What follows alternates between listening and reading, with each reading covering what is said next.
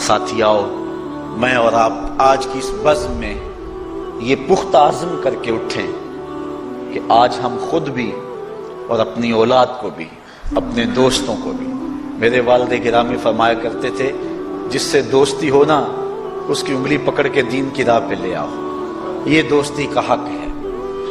اس کے لیے آپ بہت کچھ کرتے ہیں لیکن اگر اس کو دین نہیں دیا تو کچھ بھی نہیں دیا۔ کوشش کرو میرا دوست ہو اور جہنم میں جائے۔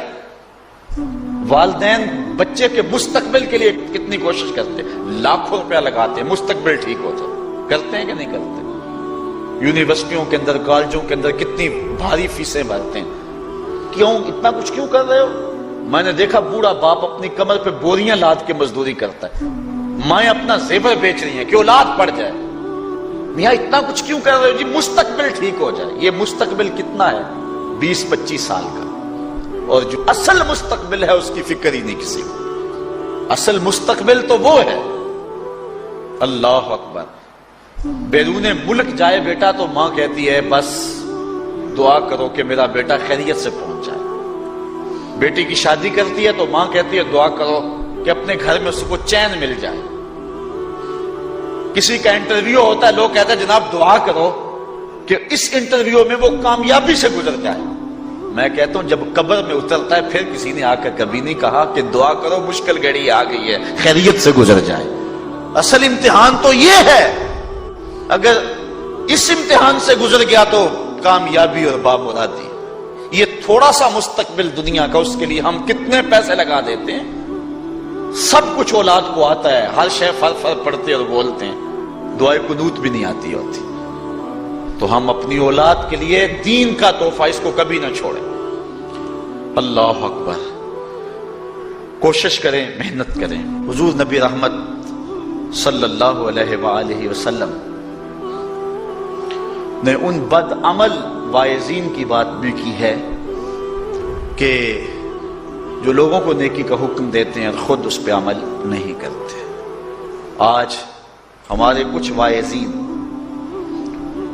لوگوں کو تو واعظ و تلقین اور نصیحت کرتے ہیں اور خود نماز میں سخت سستی کا ارتکاب کرتے ہیں، اور جس سے قوم کے اندر نماز میں سستی عملاً پیدا ہو جاتی ہے۔ کوئی عرس کی تقریب ہو، کوئی محفل نعت ہو، کوئی جلسہ ہو، کوئی شادی کی تقریب ہو، نماز کے وقت کا پورا پورا خیال رکھا کریں اور اس بات کا لحاظ رکھا کریں۔ بلکہ ہمارے ہاں ایک عجیب سا فیشن ہے اور عجیب سی بات ہے، میں بڑا حیران ہوا کرتا ہوں کہ عشاء کے بعد جب جلسے ہوتے ہیں نا ہمارے مساجد کے اندر، تو مغرب سے اعلان شروع ہو جاتا ہے آج رات فلاں صاحب خطاب فرمائیں گے، اور پھر جب نماز عشاء ہوتی ہے تو ہمارا نقیب محفل کھولتا ہے لاؤڈ سپیکر اور وہ اعلان کرتا ہے حضرات جماعت ہو چکی ہے، اب مسجد میں آ جائیں۔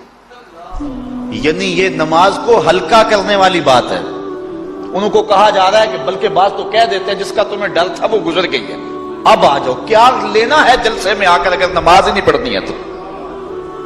ممبر و محراب کے جو ذمہ دار ہیں ان سے جو ہے وہ عجیب و غریب قسم کی جو ہے وہ حرکات سکنات سرزد ہو رہی ہیں۔